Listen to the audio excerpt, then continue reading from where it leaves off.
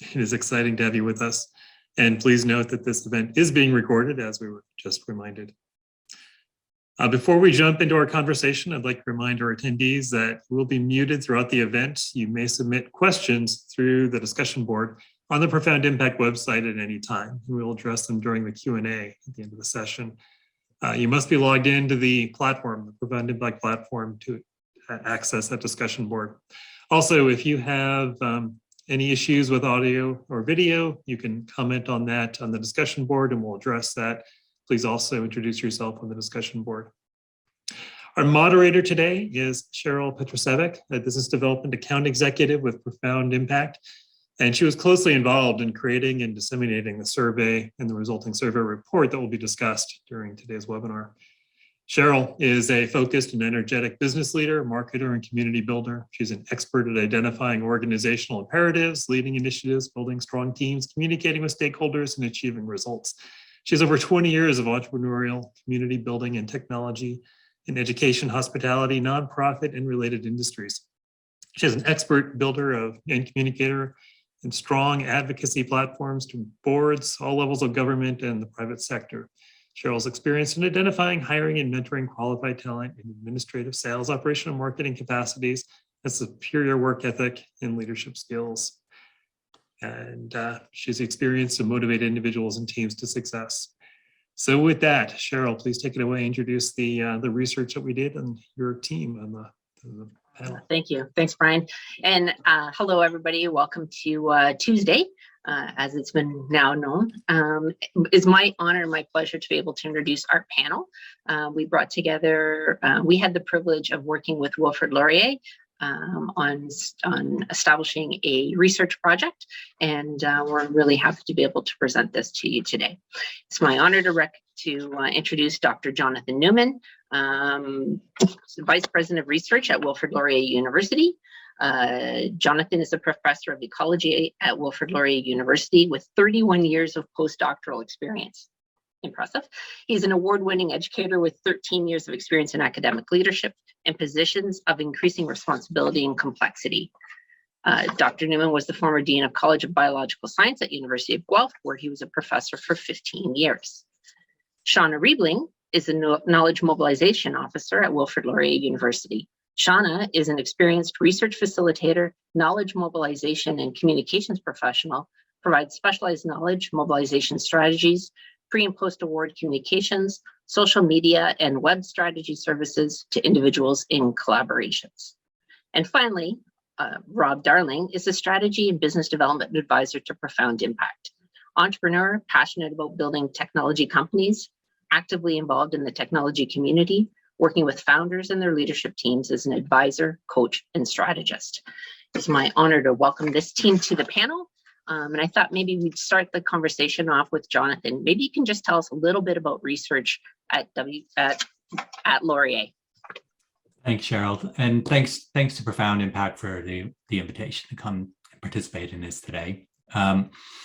So Laurier is I would sort of describe Laurier as sort of a university in transition. So we used to be primarily an undergraduate university, and about a little more than 10 years ago, we made a decision to transition to being a comprehensive research intensive university. And I would say we're still in that transition. Just to give you a sense of scale, Laurier has about 550 full-time faculty members. We bring in about $18 million a year in research funding, and that's growing by about $1 million a year, has been for the last 10 years or so. About 80% of our research funding currently comes from various federal granting programs. And we have sort of 6 areas of research strength. So those would be, let's see if I can remember this off the top of my head, environment and sustainability, governance and policy, psychological and social determinants of health and well-being, indigeneity, decolonization, equity, diversity, and inclusion, business, technology, and innovation, and society, culture, and community.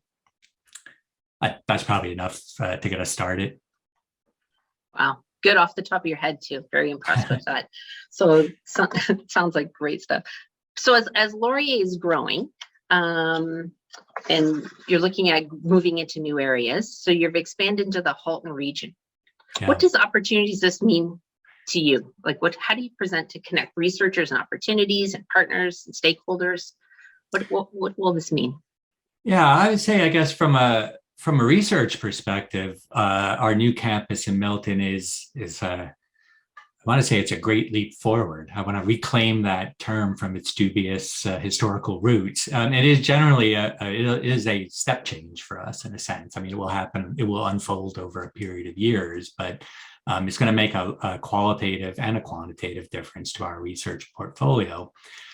We're going to add probably 70 or 80 new faculty members, and particularly, so these will be research intensive faculty members. We'll be expanding the scope of our research. In particular, we're going to be starting a school of engineering that's going to focus primarily on sustainable and environmental engineering. We're also going to be adding several other academic programs that are going to focus on the theme of planetary health. So with new research themes, of course, comes new opportunities and new stakeholders, new industry partners, new opportunities for community-based research, and honestly, a whole new community and municipality with which to form those sort of mutually beneficial research partnerships.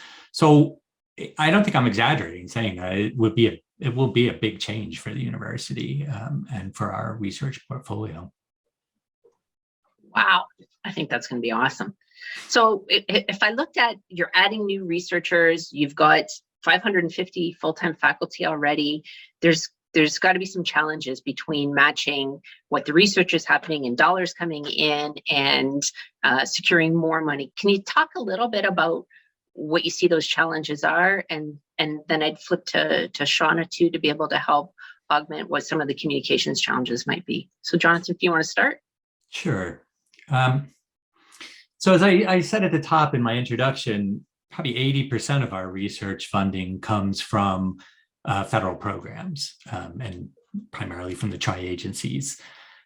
Those opportunities are well known, they're well publicized. The dates, generally speaking, don't change all that much. You know, once you've been in the business for a while, you kind of know when all these cycles happen. It's the other kinds of opportunities that are much more difficult for us to communicate, and I think you used the word matching. I think that's an excellent expression. I sometimes think of this as kind of like a dating service kind of thing. So those are harder to do, in part because they don't always occur on regular cycles. They're not always advertised in the same places. They're not always communicated out in the same ways. And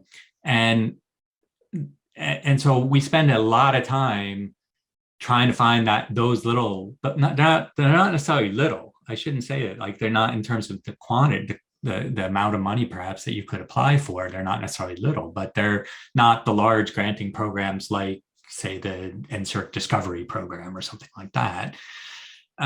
So tracking these down and communicating them are a challenge. And you know, if I could take a step back and say, what is the biggest,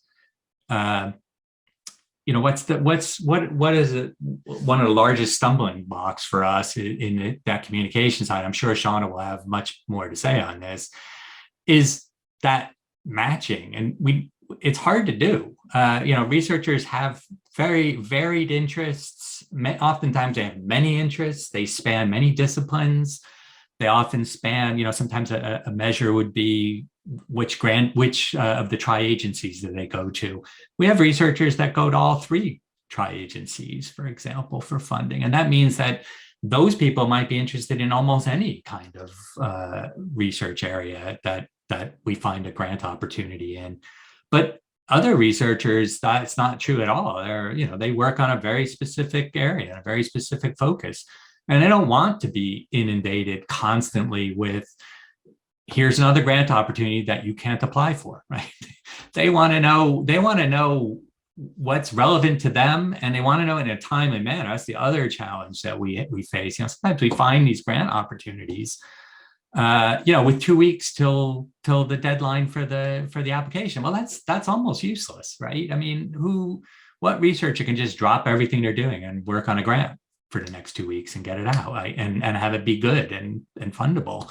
So timeliness is important to us, and being able to, timeliness, scope, breadth, whatever word you want to call it, just being able to see the environment around you, having that situational awareness of what's coming up, when, and who is applied to, and being able to communicate it to researchers in a way they want to receive it, the frequency they want to receive it, and it be, if not bespoke, at least tailored to their specific research interests. So I don't think I'm exaggerating in saying this is one of the biggest challenges that offices of research services face. And it's, until now, I would say we have not had a good solution to this, which is why I was excited when Profound Impact approached us about partnering here. Wow, that's awesome. Shawna, can you add any comments on just the communication process that you use already, and what perhaps a more automated approach might mean for your role? Building on what Jonathan said, the Office of Research is really busy and faculty members are really busy, and we're constantly trying to cut through the noise of all the emails that people get from the university. Everyone's sick of getting emails, but it's a traditional way to reach out to folks. So being able to get the right opportunities to the right people at the right time in a way that values and respects their time is, I would say, it's the best thing we can do to both use our time within the Office of Research effectively and to help researchers get the funding they need to support their research and build their research programs. I'm super excited to start expanding to Milton and expand our opportunities in the North. And we have time to do that if we spend less time communicating these opportunities out. That's awesome. Rob, so we did some research with partnership with our friends at Laurier, and heard from universities and colleges and research institutions across Canada. Can you summarize a little bit, or a little bit about what are the other challenges that we heard from other organizations, or even just to amplify the messages of our two guests? Yeah, well, I think Shawna and Jonathan hit the nail on the head with this, and I think they hit the nail on the head for a reason, and that is because they've experienced this for years. And this is what we saw when we went out and interviewed individual universities or research offices. We really saw four things. Matching relevant opportunities to the right audience at the right time was the number one thing that people talked about. And with the current tools, they also didn't have the metrics to understand if what they were doing currently was effective or not. They had a lack of communication resources. So some teams are smaller, some are bigger, some have communications people. And the last thing was the amount of time that they spent in this one area alone left less time for them to focus on the more strategic items to move the university forward. And so those four areas are really what we focused in on. And it speaks to exactly what Jonathan and Shawna were talking about. So I think we've kind of got a consensus going on here that there's definitely a challenge out there. There's definitely an opportunity out there to try to build relationships, build the effectiveness of communications, give targeted opportunities to researchers. Can you talk a little bit about what might be coming down the pipe for Laurier and Profound Impact? Maybe Jonathan, do you want to start, or Rob, would you like to start? Well, I think I can start at a high level, and then Jonathan can jump in. So I just want to back up for a second. We did, as a team, Profound Impact did all these individual one-on-one interviews with universities across Canada.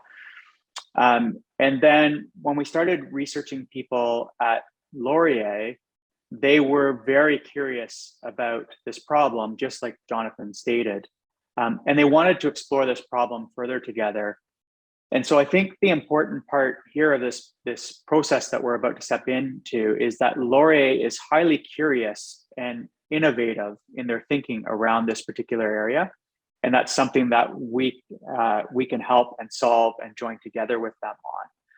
So when we look at that, we say the goal is to automatically target specific researchers during funding cycles with relevant opportunities and make it easy for the professors to engage and the RSOs to manage. If we hit all those things in the POC, then we've got a winner. And the result will be increased funding opportunities and revenue while reducing the RSO time. And now the RSO can focus on processes that bring higher level value and services to the university. Jonathan, I'm sure you've got lots to add on that. Well, I mean, I'll start by agreeing with you. And I would also add, I'd like to think that Laurier is also innovative about other things that we do as well besides this. Yeah. But appreciate the nod. I think, I'm also an active researcher, and I have struggled with this problem my entire career, which is actually now 32 years because nobody updated my bio. In 32 years, I've never seen a satisfactory solution to this, really. And what excites me about this opportunity, and honestly, Shawna has worked more closely with Profound Impact directly than I have. But what I was excited about to hear of this opportunity and to help move it along was that, I said I'm an active researcher. I'm also obviously a research administrator, right? I'm an administrator, and my dearest hope is not to kind of force the current system on the next generation of researchers, right? I want us to get out of that, and so, I was thrilled when I heard this. If I didn't even understand the opportunity when Shawna first brought it to me, I kept having her explain it to me a few times. I was like, what are we talking about? I don't quite get it. And then when I got it, when it twigged, I was like, oh my God, we got to do this. This is worth us investing time and energy and resources into solving this problem. Because if we can solve this problem, we will make life better for everyone, for the researchers, absolutely for the research services offices. Not only is it painful the way Shawna described, it's terribly inefficient, and there's a huge opportunity cost, right? So all the staff time that we have spend chasing these things, trying to target it to the right people in the right time, that's all time that we could be spending doing things that are, honestly, I don't want to say more impactful, because it's important for researchers to get grants so that they can do their work. But there are other things we could be doing that would help advance research and researchers' careers beyond this what I would think of as a rather mundane administrative task. And so if we can get out from under that, this will be huge. And so I'm super excited. And to steal another phrase, I would say this is sort of like, in some ways, this is sort of like the holy grail of research service offices. If we can crack this nut, well, listen, that is one tired expression after another, but I'm serious, it really will be important for us. And Shawna, what kind of impact will it make for you? So I think Jonathan's really clearly talked about adding like high value opportunities. Can you talk a little bit more about, even just from the research perspective? So we started, as Rob said, we started doing one-on-one interviews, and then we morphed that into a national survey. I don't even think we've talked about that really yet. Maybe you can talk a little bit about the survey, and then Rob and Jonathan will go into maybe talking about the POC. What I really wanted the survey to figure out is it just us? Is there something that we're not doing in our specific office research? Do we need to go find this holy grail? And the answer that came through the survey was, we're all struggling and we don't have data. So we send out these emails, and if we're doing great, like we are in our office, we send out emails, we track who opens them, we find out that information. But then what? How do we make our practice better? How do we make decisions based on data of who is opening these emails? How are we getting these opportunities to folks? And so what I found really impactful about this survey is it's not just us, everybody's dealing with the same problem, and we have a chance to do better, and not only do better, but have data to measure how well we're doing, which is great. You know, my bosses always ask for data-driven decisions, and the university likes to make decisions based on data because we're you know, a research institution. So let's do it. That's awesome. Yeah, and if I can just add to Shawna's comment there, so while Laurier is tracking the open rates, 76% of the respondents are not actually tracking those metrics. So they don't know the effectiveness of their outreach. And it's kind of a bummer to be doing things and not knowing how effective you are. I'm a knowledge mobilization officer. I want to get research out of the university into the real world. And part of that is making sure that researchers have funding so they can build their research programs to share their research broadly. So, you know, whether you're working at mobilizing knowledge at the end, or you're trying to get people to find the opportunities that can support their research programs, it's all part of a system and a process that we want to make better at the Office of Research. Rob, I'm wondering if you can talk a little bit about the POC and what's next. So, you know, spoiler alert, we're maybe Jonathan, maybe you want to talk about and just announce what we're going to do. And then maybe Rob, you can talk about the nuts and bolts. Sure, or you could have done it, Cheryl. Just to say that Laurier and Profound Impact signed a memorandum of understanding to develop a proof of concept. You know, I have to say, I still don't quite know how you're going to crack this nut, but I'm looking forward to it. I'll say. So, you know, I'm happy. I'm very pleased to be your partner in this exercise, and we'll certainly be an early adopter as soon as we have a proof of concept that's commercializable. Over to you, Rob. Yeah, thanks, Jonathan. So what we're going to do is take a very scientific method to this. So we've gone through the problem discovery and research process. We've gotten data back. We know what the issues are. And so now it's an iterative process through what we call a POC. So we start with a solution hypothesis. So this is our hypothesis about how we're going to solve that problem. And then we move to an experiment, and then we analyze those results, and then we come to a conclusion. In that conclusion, we might realize that we cracked the nut, or we might realize that we didn't quite crack the nut. So we need to go through that iterative process again. Just like regular research would happen, and this is the same thing for product and tech companies that they have to follow in order to build a solution that meets the problem's needs. So when we look at this, we're actually starting very grassroots, and I'm not going to get into all the details of the POC, but we're starting at the grassroots with some manual data matching, and then we'll start building up algorithms based on that manual matching. And then we're going to start testing to see if those matches are working correctly. And then we're going to move into the app side, which we like to call a no app, because we want to make this easy for professors and for researchers to be able to engage with. And so they don't have to learn a new tool in order for this, in order to engage with this and to engage Shawna or an RSO office. The important pieces are really the things that we've talked about in this meeting. Can we automate this and target it to an individual so they're getting relevant information at the right time, and they're not getting bombarded with 100 other items in an email or communication and it's getting lost? And so that principle is our guiding principle through this process. Can we solve that problem? I will say, Rob, that listening to you talk makes the hair on my arms stand up. Is it just like, oh, I have chills. This is, if you can do this, this is, and I think you can. I mean, I sometimes think to myself, you know what, this is the 21st century. Like, why are we still doing this manually? There's got to be a better way to do it. But we needed someone with an innovative and entrepreneurial spirit to come along and with the technical chops to be able to do it and come up with a solution. So I'm very excited. Yeah, when you think of innovation, often you think of that outside viewpoint where they're not entrenched in the day-to-day. And so you've got this internal knowledge, you've got this external viewpoint of the world, and in the middle you've got, is technology ready to deliver on those things?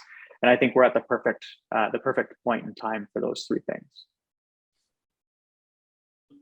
And Rob, can you talk a little bit about the, I think you tend to use it as the no friction.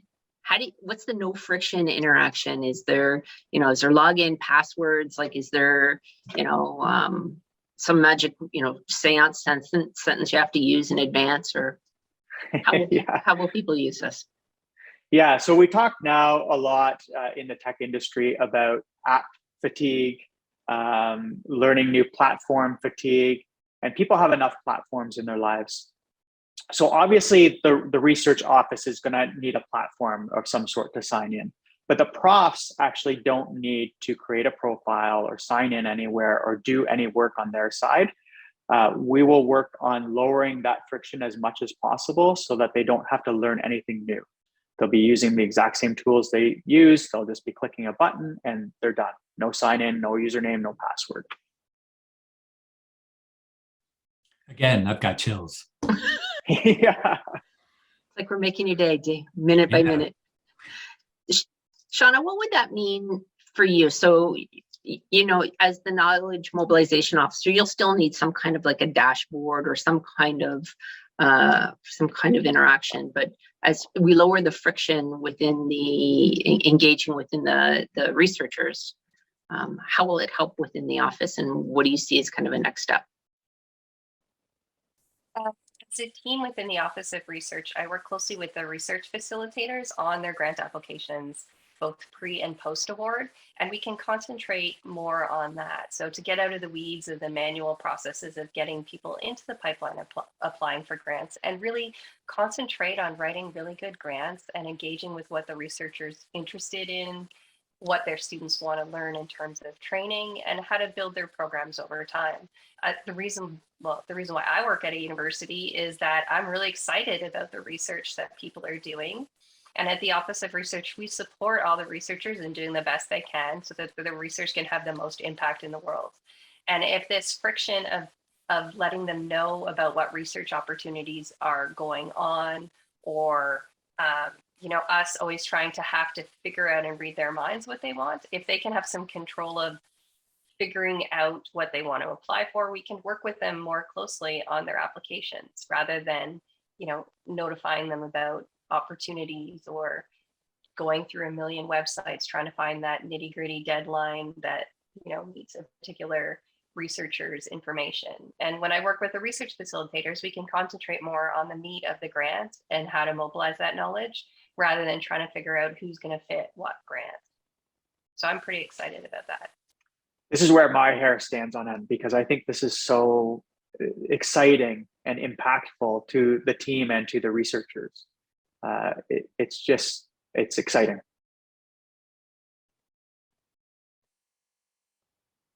Oh, Cheryl, we lost you. No, I'm still here. I was just going to say, I just got a question in from the audience. So I thought I'd bounce it into this conversation. And it is research matching more complicated in the digital world in the absence of conferences and in-person conversations? I'll speculate on that a little bit, because it really is just speculation. I mean, this is not a data-driven answer, but I would say yes, it is. I mean, a lot of times that is one of the kind of sort of value add of going to a conference or being able to visit other institutions to give talks is you talk with colleagues who are in the same field as you, and you find out about opportunities. It's sort of like the grapevine method, right? And that is, I mean, it's not all but gone, but in the virtual world where you don't have those standing around by drinking coffee together or going out for a drink or a meal after the day's conference activities, we're missing out on those things. So that certainly can't be helpful. Let's put it that way. And I feel it's certainly detrimental. I would say that there's really no digital versus in person anymore. Given this new Zoom world we live in, digital is a way that we make interpersonal connections. And I would much rather spend my time online, because who wants to go to another Zoom thing? I want to spend that time collaborating with people, or get to know if I want to work with them, or give our researchers time to share ideas together, rather than just communicating what you can apply for. So use the tools you have, be those digital or in person, to build really deep research connections. I mean, Jonathan hosts a show called Get to Know, where he talks to different faculty members about their research, and the amount of connections that are made there are the interpersonal connections that they can make through their discussion, mediated through a digital source. So let the digital do the stuff it's meant to do, and save the in-person fun stuff for learning how to collaborate together and build networks. And Rob, do you see a way that the profound impact matching product could help with that collaboration piece? So you've got a researcher working on A and a researcher working on B, and how do you help them understand that maybe there's something that they can do together? Do you see that as part of an output? I think for sure we have a lot to learn before we can get to that particular point. But I think there's opportunity there for sure. As we build out the data, as we build out an understanding of what's going on, we can augment that data in different ways, or look at that data and join that data in different ways to make it, if I'm a researcher in one area and my colleague is also a researcher in that area, maybe I can see what grants my colleague has gone for in the past. Maybe I'm newer in the research world and I can see what they've done in the past, and I can learn from that. I think there's all sorts of ways that we can tie that data together, but we have some learning to do first. No kidding. I wonder, so if 80% of the research funding comes from kind of federal grant programs, where does the other 20% come from? And do you hope to diversify the funding mix to include industry and other partners? And and again, you're looking at, if you're increasing by $1 million a year in funding, if you could increase $2 million a year, what would that do? So let me answer the last part of that first. Is just say that the goal is not to raise as much money as you can. Grants they're a research input. They're not a research output. The important thing is to have impact in your research. To have your scholarship be impactful, and grants are a means to that end. And so if you can do your research on $10,000 a year, great. But if you need $1 million a year, you better raise $1 million a year, and that's what we need. We need to be there to help people do that.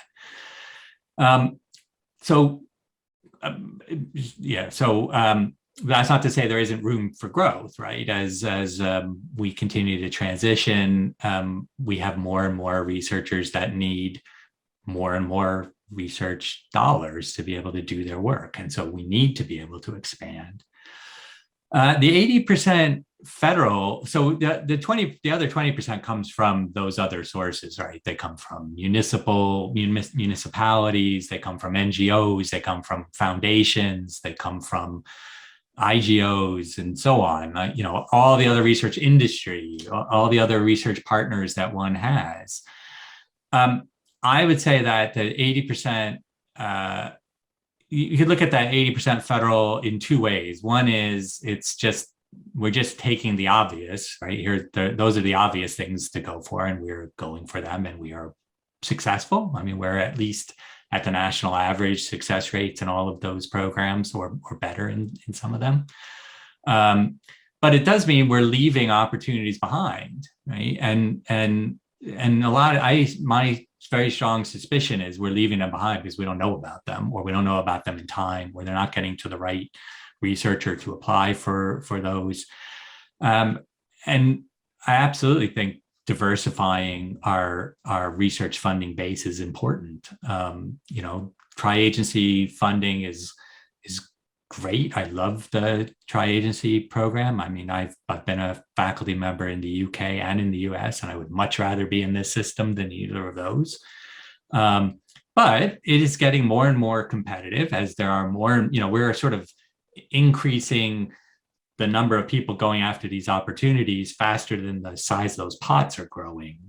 So it's just getting harder and harder. And the more, just like any business, the more your revenue is focused on one particular stream, the more vulnerable you are to hiccups in that stream. So, I think it is important for us to diversify for those reasons. So to have a less brittle funding system for our researchers, to find other opportunities that we're not getting right now and make those available. And I'm sure people will take advantage of them.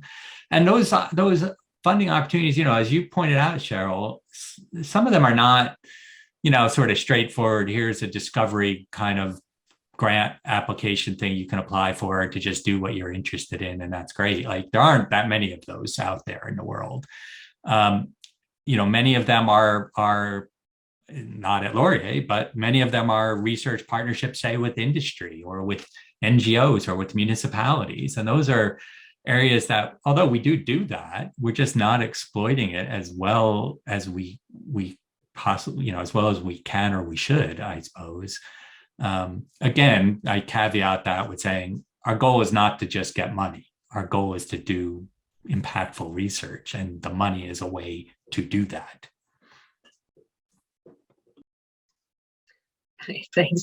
I believe that to be very true, right? It's about what is the research, and then how do we help get that research out of the university and into society, be able to make a big difference. So I think that's super important.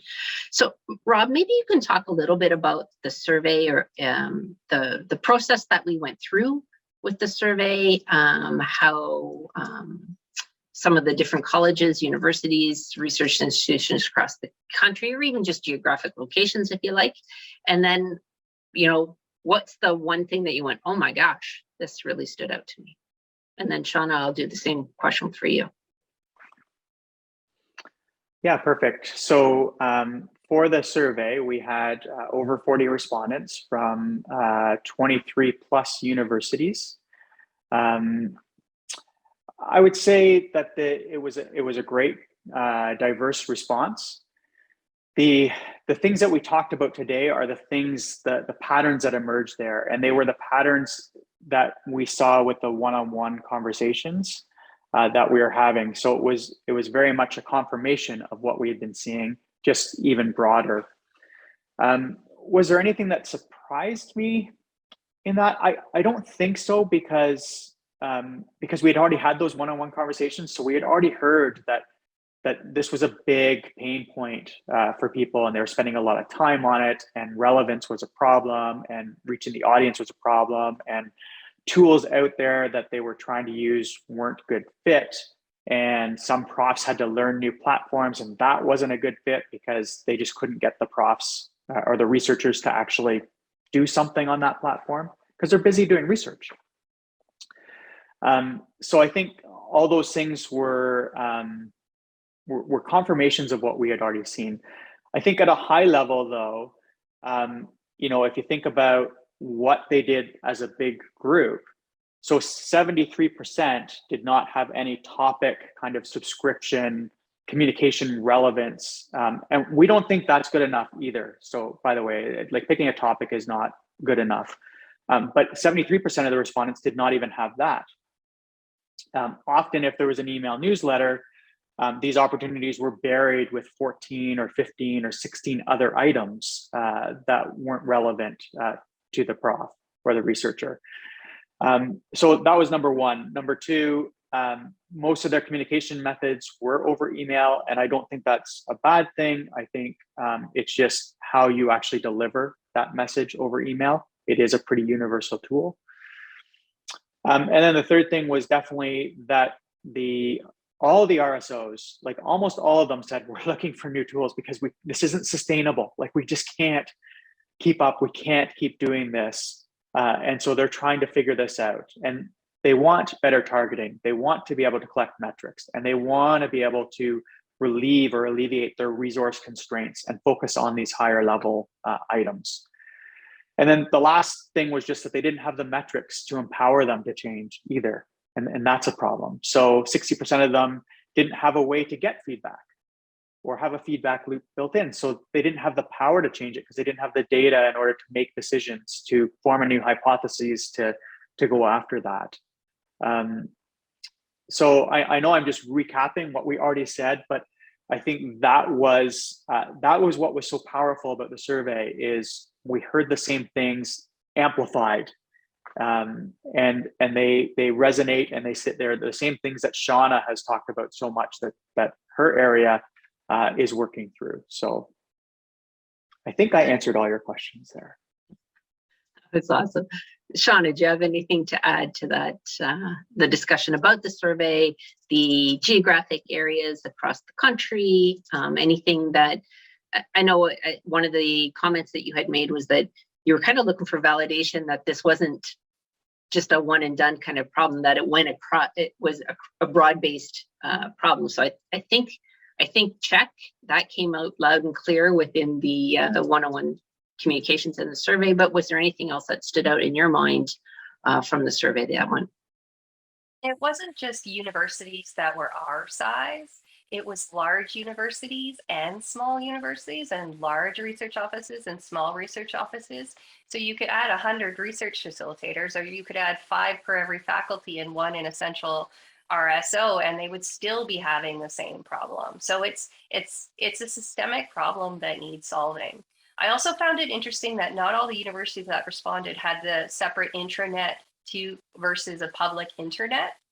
So Laurier has an intranet, and we're always trying to drive folks to our intranet to find information. And people get frustrated with that because it's another tool, it's another website to look at, which one is it on? And so even universities that had one website for both internal and external audiences still had the same problem. So there's all these different ways that universities put themselves together in terms of their IT resources, in terms of their HR and that sort of thing. And this was a common problem across everyone. Yep, for sure. So I've got a question that just came in, and it's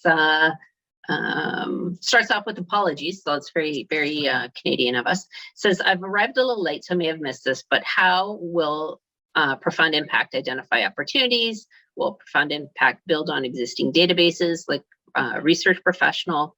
And building on a prior question, will the PI opportunities listed be defined broadly beyond tri-agency to best inform research need of users? This sounds like a you question, Rob. Unless Jonathan and Shawna, you know, you've got the inside scoop on this. We want to hear the answer too. Yeah, I think the answer is that we've got a hypothesis, right? And we're working through that hypothesis on how to do all those things. But we are using AI and data techniques in order to automate this and do things and look at this problem the way no one else has looked at this problem. And everybody else seems to focus on traditional tools which require change in behavior. And we all know that change in behavior is really, really hard, especially when somebody's focus is not on these pieces. They've got research to focus on, or they've got other priorities. So we are using the technology that is available to us today. We are going through an iterative process, but I don't want to give too much away at this point. That seems to make a lot of sense to me. Yep. So Jonathan, I think that you and Shawna will be the first ones in line there to be able to see how this actually comes to fruition. So, you know, which is very exciting for us. I mean, you know, as I said, it's exciting to be a part of this solution, even if it's a small part. You know, honestly, we're the guinea pigs more than anything in this process. But yeah, very much so. Rob and Jonathan and Shawna, would it be worth talking just a little bit about, so within we're doing the POC with Laurier.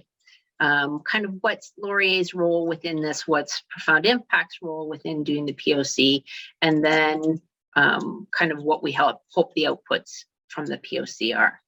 So let me see. Jonathan, can you talk just a little bit about what the commitment from Laurier is within the POC? And then Shawna will talk about the nuts and bolts of it, and Rob, you can talk about the high level. Well, I'll leave nuts and bolts to Shawna. I mean, our commitment, very broadly speaking, is to work with you as a partner. And I was only half kidding when I said we're to be the guinea pig, right? You need people to talk to on a regular kind of day-to-day basis about the problems and about generating that hypothesis, Rob, right? And then talking about what are potential solutions to that, and would this work in this kind of environment?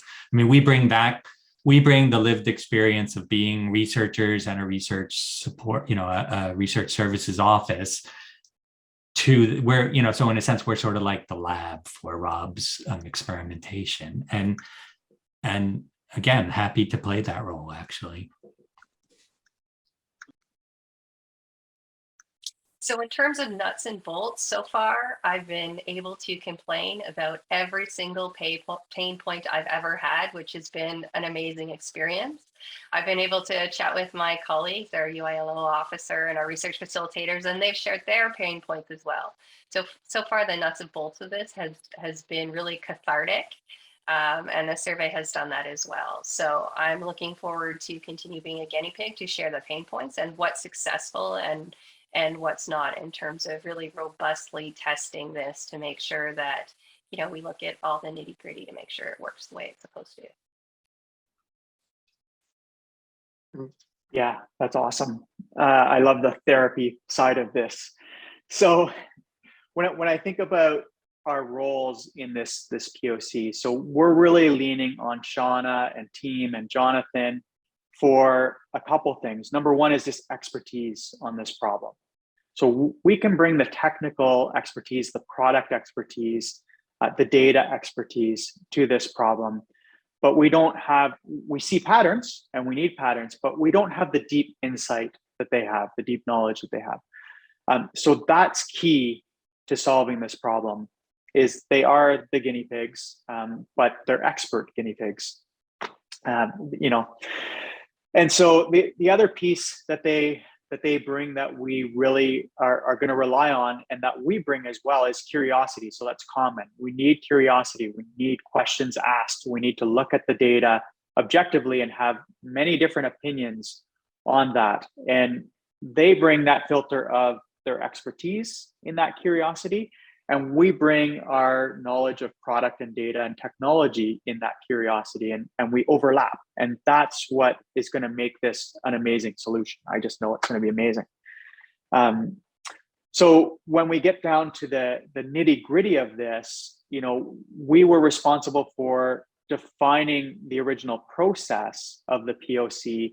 And then we took Shawna and Jonathan's feedback into that process and said, no, you know what, we need to tweak it in this way because we're hearing from them that we might be missing something in this process. But we've defined that process.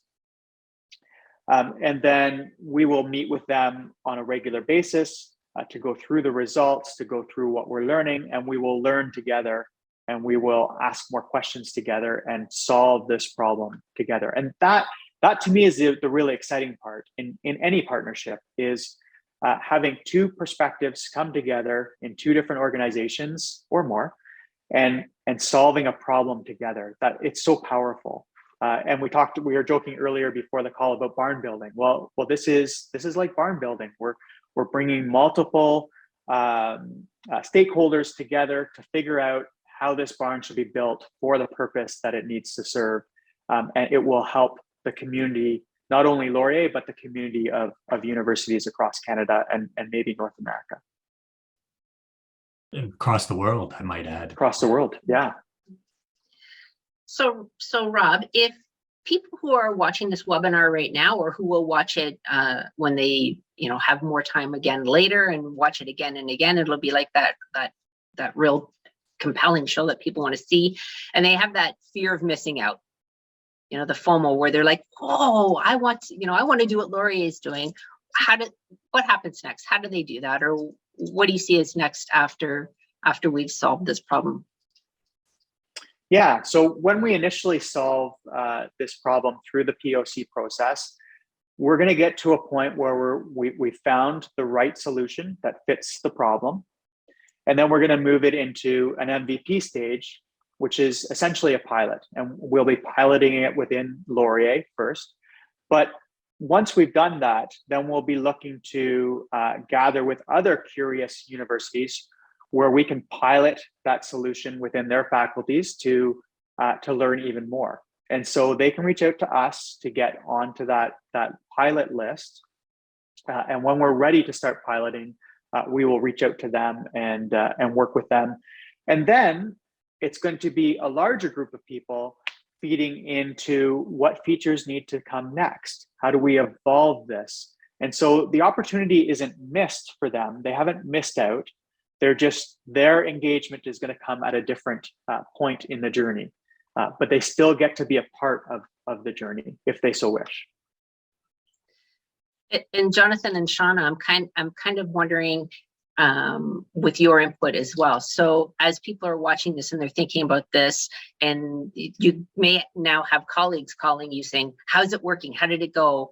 What do we do next? What did you learn? Like, give us the inside scoop on all this. How do you want people to maybe connect with you or communicate out what you're learning as we've gone through the process? Like, how can we help manage your inbox? It's a great question, Cheryl. I was gonna say something sarcastic, like a blind CC'd email to me would be the usual way I get communications. There are several so for both Shawna and I have our own kind of professional groups of professional practice, so to speak, right? So I belong to the Ontario Council of Universities Research, which is a subcommittee of the Council of Ontario Universities. That's all the vice presidents in Ontario, vice presidents research in Ontario. I also sit on the executive committee for the Association of Canadian Comprehensive Research Universities, which is effectively it's all the non-U15 universities that wish to join as partners. Those are two places where I think this will be a good place to have further discussion about how is it going, feeding in ideas and thoughts about how we might proceed, or don't forget this kind of thing. Everybody has their own little personal pain point that has to do with the uniqueness and character of their own institution. So I think those will be two big places for me to get feedback, and I'll let Shawna speak to it, but she has similar kinds of connections and groups. So over to you, Shawna.